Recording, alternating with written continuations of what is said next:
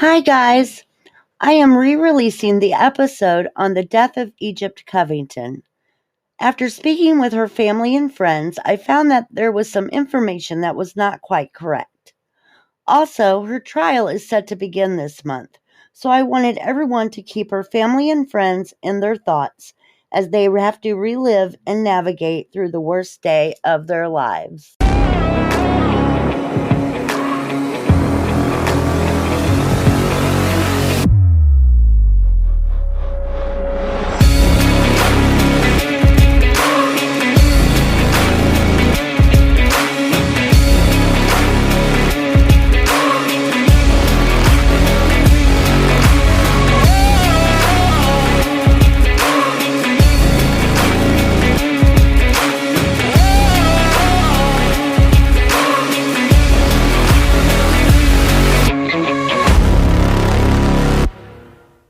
Hello, everyone. Welcome back to After Dark.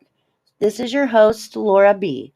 I have been interested in true crime for many years. I have listened to many podcasts and watched many true crime shows, and there are always specific cases that stick with you. Ones where you feel like you know the victim and their story grabs your heart. This case is one of those for me. I heard about this case a couple of years ago and have been following it ever since. It is the story of Egypt Covington out of Belleville, Michigan.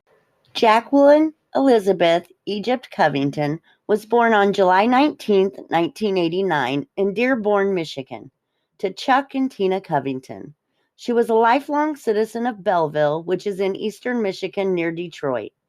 She came from a blended family of step and half siblings. Egypt loved her family and was close to all of them. They said she was the glue that held them together. She also had a ton of friends. Anyone Egypt met became a friend, and she would do anything for them. She lit up any room she walked into with her smile. Her positive energy and love for life attracted people to her. Egypt also had a fur baby named Ruby, whom she adored. You see her in a lot of pictures of Egypt. Egypt was well known where she lived. One reason is that she had bartended at local bars for years. She got into bartending because of her brother Dwayne.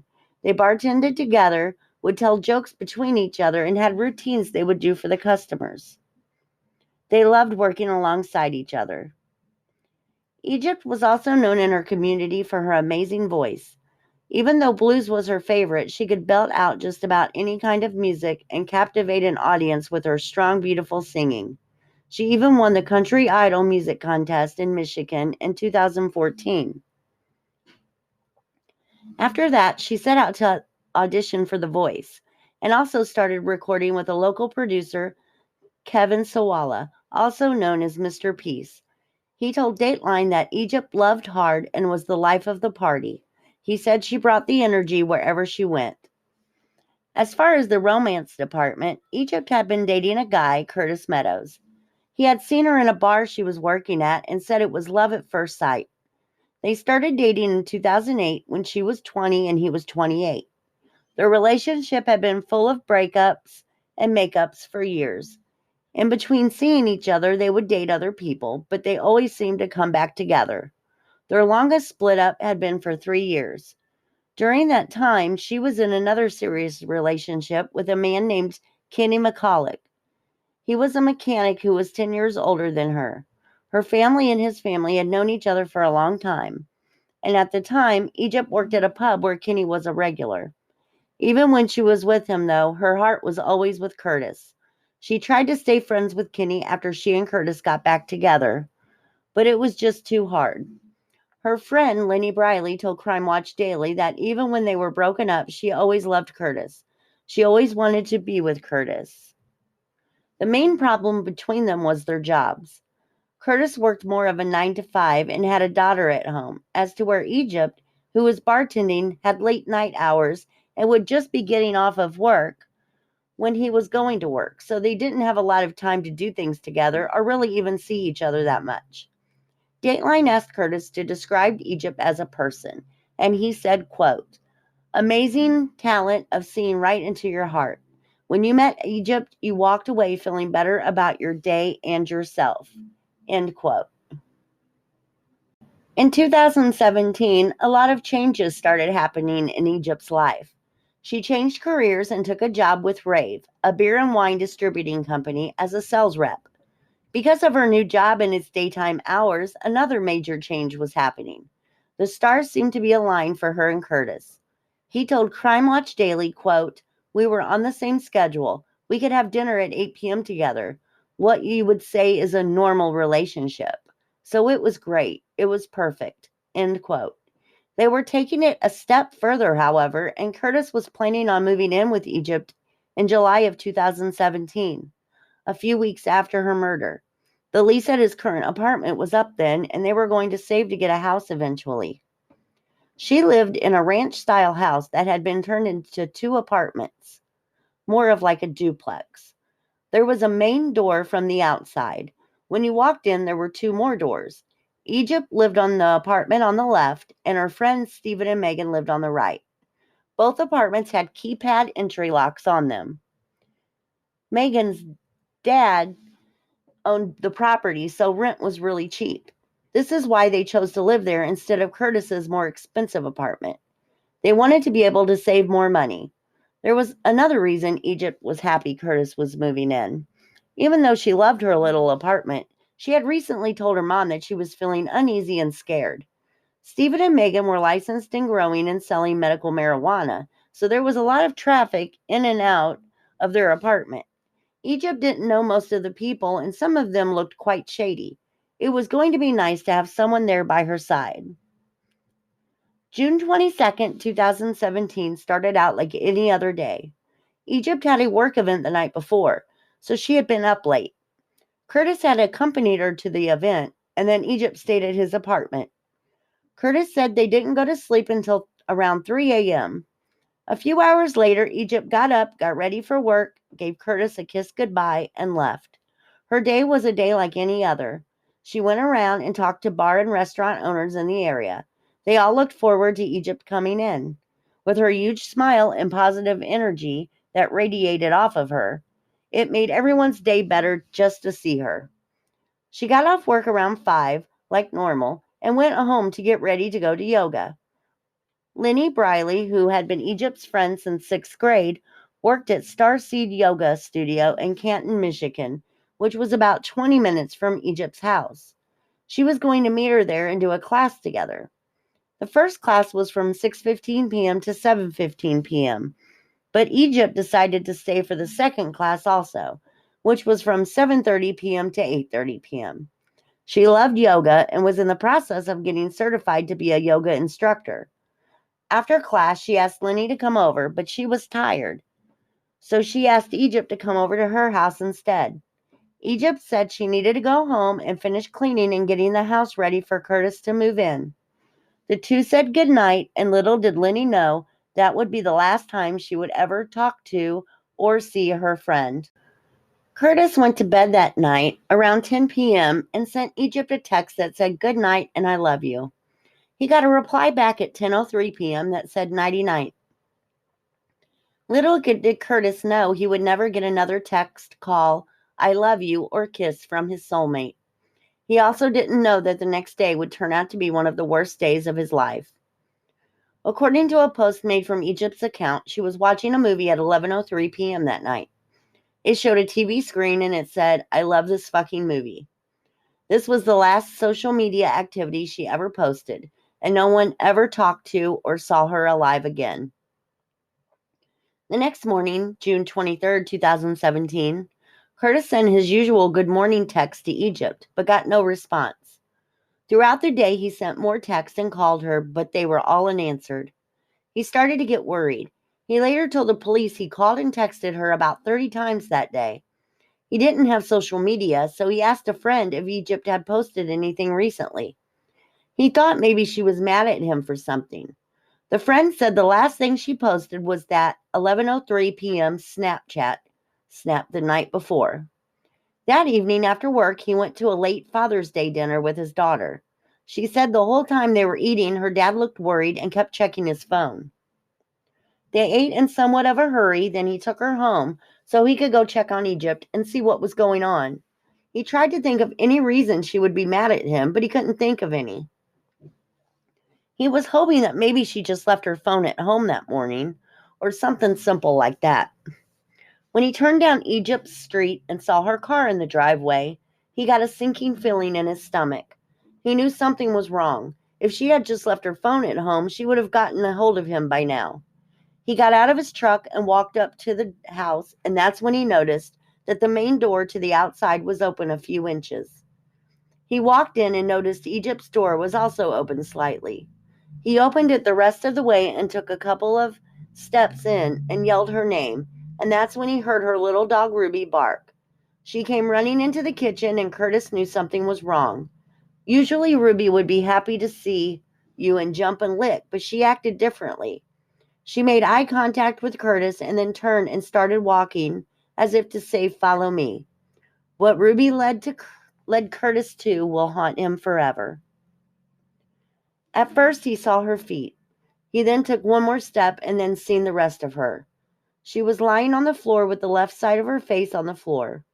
She was in the fetal position and blood covered her head. Her hands were bound with Christmas lights. He knew that she was gone. Curtis says he doesn't remember much after this. He said it was about 7:15 p.m. when he ran out of the apartment and got his cell phone from the truck and called 911. The police showed up, and a few minutes later, so did Egypt's friend Lenny, who she had been at the yoga studio with earlier that evening. Steve's mom had gotten a call from the next door neighbor telling her of all the commotion, so Steve's mom called Lenny to see if she knew what was going on. Lenny then found Egypt's sister on Facebook and tried to get a hold of her through Messenger. Eventually, Beth called her back, and she had to break the news to her that her sister was dead. Beth called Egypt's dad, Chuck, who showed up at the apartment. Chuck then called Egypt's brother, Dwayne. He was out with his friends when he got the call. He said he remembered seeing a call from Chuck and thought it was strange that he would be calling. When he answered, he just remembered Chuck saying, "She's gone. Egypt's gone." The police never even notified Egypt's mom, Tina. Chuck called her while she was at work around 11 p.m. that night and told her to sit down and that her daughter had been killed. Tina said she dropped. All she remembers is screaming and crying, "Not my baby. How could that happen?" It was 3 days after that before she found out what had actually happened to Egypt. When the police went in and they found Egypt lying on the floor with a bullet wound behind her ear.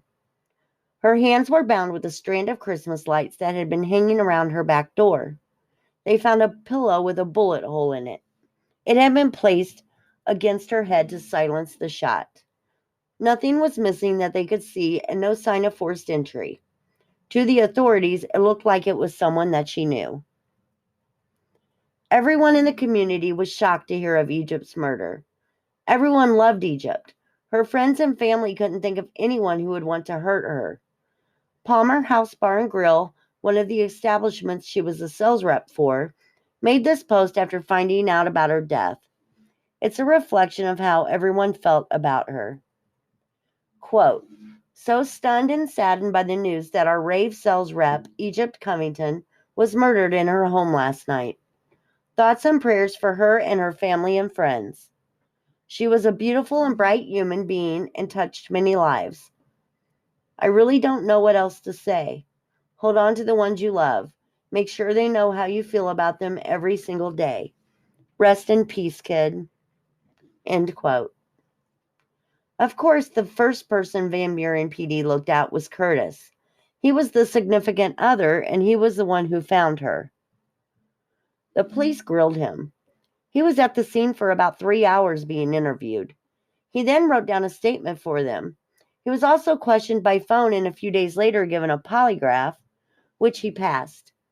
Authorities questioned friends and family members about him also. Egypt's friend Brooke told them about a fight that happened between Egypt and Curtis. It was late at night, and Egypt came knocking on her door around 2 a.m. It seemed to be alcohol related, and they made up quickly. Other than that, no one could say anything bad about Curtis. He and Egypt's relationship had seemed stronger than ever for the past few months. Curtis said, quote, "The only thing I'm guilty of is loving her," end quote.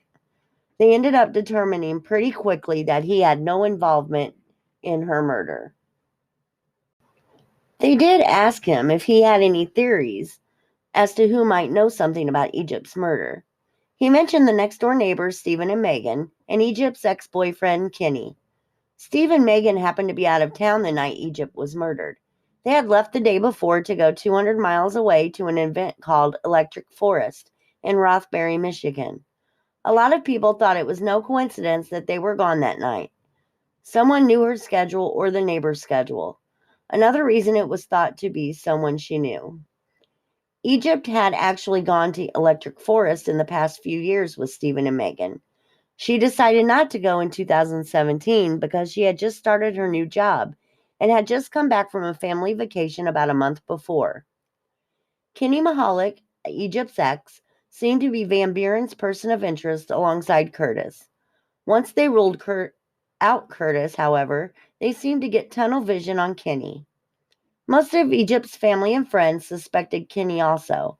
I mean, it's obviously the ex-boyfriend, right? A few hours after Egypt was found by Curtis, the police picked up Kenny from a bar. At this point, Kenny had no clue Egypt had been murdered. They took him to the police station and put him into an interrogation room, and that's when they told him about Egypt. The entire ride to the police station, Kenny was wondering what was going on. He thought maybe something had happened to his mom or sister. Kenny said he was in total disbelief when he found out it was Egypt and that she had been murdered. He says to this day, he has no idea how he reacted that day because he basically was in shock. The police asked him where he was the night she was killed. He told them he had been out bar hopping with a friend. He said he went home around 10 p.m. and was home the rest of the night. They also at some point gave Kenny a polygraph test, which he was told he failed.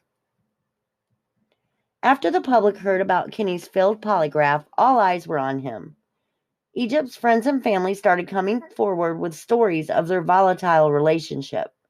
Her sister Beth talked about how controlling Kenny was and how he would go through Egypt's phone and call her friends when she didn't answer his calls or texts fast enough.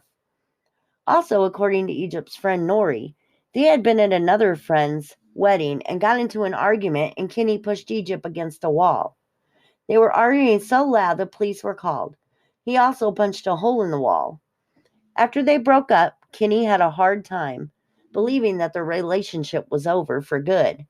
A few weeks before her murder, she had stayed the night at Curtis's, and in the morning, Curtis happened to look out the window into the parking lot and saw Kenny walking around Egypt's car looking in the windows. When he was confronted, he said he happened to be driving by on his way to work and noticed her sunroof open and was trying to close it. It was because it was supposed to rain, he said.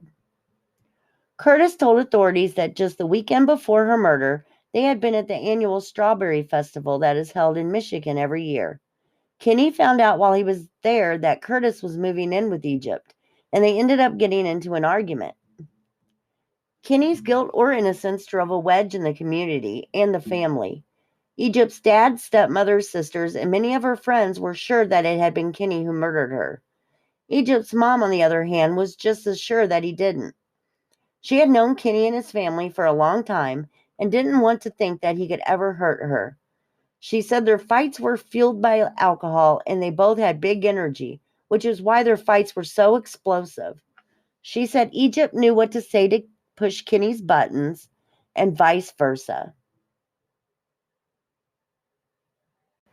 Around this time, Egypt's brother Dwayne had started dating a girl, a so-called podcaster.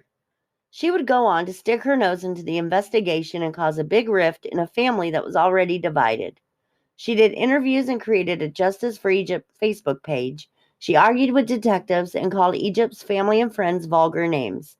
This girl had never met Egypt, though she would act like they had been best friends. She didn't care about getting justice. She cared about clout, views, and monetary gains. A couple of weeks went by with no updates. On July 1st, 2017, Fraser's Pub held a vigil for Egypt. There was such a big response, they had to change the venue location. They moved it to the Arbor Brewing Company microbrewery. Almost 500 people showed up to show their love for Egypt. Instead of a moment of silence, they did 27 seconds of applause for every year that people were lucky enough to have Egypt on this earth. They asked everyone to be good and be good to one another, because that's what Egypt was. She was good. In early 2018, the brewery announced they were creating a beer in Egypt's honor. It was a double wit IPA made with passion fruit, elderflower, and peach, all of Egypt's favorites. The can design was amazing. It had a beautiful photo of her tattoo, which was music notes, and the name was also her Instagram handle, a girl named Egypt. It was 9% alcohol, a strong and bold beer to represent a strong and bold young woman. After the vigil, the media got quiet about Egypt's case. About a month later, the police did do an update and said they were narrowing down the scope. People wondered what that really meant. Did they have someone in mind, or were they just trying to make people think they were getting somewhere? The GoFundMe that was started had raised over $16,000 by this point. Chuck used some of it to start a scholarship at the high school in Belleville for students who wanted to study music. They were also going to have a plaque in Egypt's honor put at a local park. In August of 2017, Lamar Advertising also stepped up and donated 6 billboards. They read, "Seeking information relating to the death of Egypt Covington, Van Buren Township, Friday, June 23, 2017. Any info, email crimetip@vanburen-mi.org. They placed them strategically around so that no matter which way Kenny left his house, he would see one of them. Everything was quiet for months. They had tunnel vision and focused on Kenny and nowhere else. It had been 6 months, and they were no closer to arresting anyone than they were the very first day. The lieutenant told Fox 4 that tips were coming in every day, and they planned on involving the FBI soon. They say they are still waiting on test results from the lab, and that they are zeroing in on a suspect. They said they would be releasing a name in the near future. By this time, Tina is growing extremely impatient. She takes to going to the media to let them know she doesn't feel her daughter's murder case is being taken seriously by the authorities who were in charge. She had a fundraiser, and with the help of the community, Egypt's family was able to raise enough to hire a PI to look into Egypt's case. March 2018, 9 months after Egypt was killed, a person of interest is named, and it's none other than Kenny Mahalik. They had no new evidence, no lab results, no explanation of why he all of a sudden was named a person of interest. This made Tina furious. She felt like they were just throwing a name out to make it look like they were actually investigating and doing their job. Tina started posting in Facebook groups defending Kenny. She said he had been questioned early on and nothing had changed since then. So why is he all of a sudden a person of interest? He had been cooperating with law enforcement. Yes, he did hire a lawyer, but that's absolutely what anyone should do in that situation. He had also voluntarily let the police search his home and vehicle. He never left town. He gave the police his timeline for the days surrounding Egypt's death. On June 14, 2018, Kenny had an interview with the PI. He brought his attorney with him to the meeting. Kenny said there was no fight at the Strawberry Festival, just hot words. He said Egypt was like family to him, that their families had known each other for years, and Egypt was friends with his sisters. He said the night Egypt was killed, he was out on the lake and then went bar hopping. He was at Bayou, Egan's, and Lakeview. He then went home and watched TV. 2 years later, they still didn't have that piece to the puzzle. In 2020, during a Black Lives Matter march, community members were holding up signs that said "Justice for Egypt" while chanting "Give the case up." They were demanding that Van Buren give Egypt's case to the state police so they could have a go at it as they should. Van Buren had more than enough time to solve it, and it didn't seem like they were going to look anywhere other than Kenny anytime soon. A couple of months later, there was another march solely for Egypt. It was to raise awareness of her case and get people talking about it in the community. It was also to try to get Van Buren to do the right thing and give the case up. There was also Justice for Egypt pages going up everywhere on social media. Egypt's story was being heard by people everywhere. Several podcasters had also featured her story. And then it happened. The Michigan State Police took over Egypt's case. They took over the case in July 2020, and just 3 months later, yes, just 3 months, an arrest was made. What took Van Buren almost 4 years took the MSP 3 months. So speaking of Kenny, was he the one that was arrested for Egypt's murder? No, Kenny was not arrested for Egypt's murder. So who was it then? Who took this amazing woman's life and divided a community? The first call Michigan State Police made was to Egypt's mom. He said he knew she had been waiting for this for a long time. She was scared to get excited at first because of all the ups and downs she had gone through in the past few years. In the following weeks, the state police made more arrests and released the names of the suspects. Yes, there were more than one. There were 3 to be exact. Timothy Moore, Shane Evans, and Shandon Groom. All 3 were charged with the murder of Jacqueline Elizabeth Egypt Covington. Who were they? None of Egypt's friends or family had ever heard of them before. The prosecution laid out their case in a pre-trial hearing heard over Zoom in March of last year. Timothy and Shane are brothers by marriage, and Shandon is Timothy's cousin. Shane and Egypt had went to high school together, but weren't in the same circle of friends. She would occasionally see him because the neighbors, Stephen and Megan, hired the lawn service that Shane worked for to mow the grass at the duplex.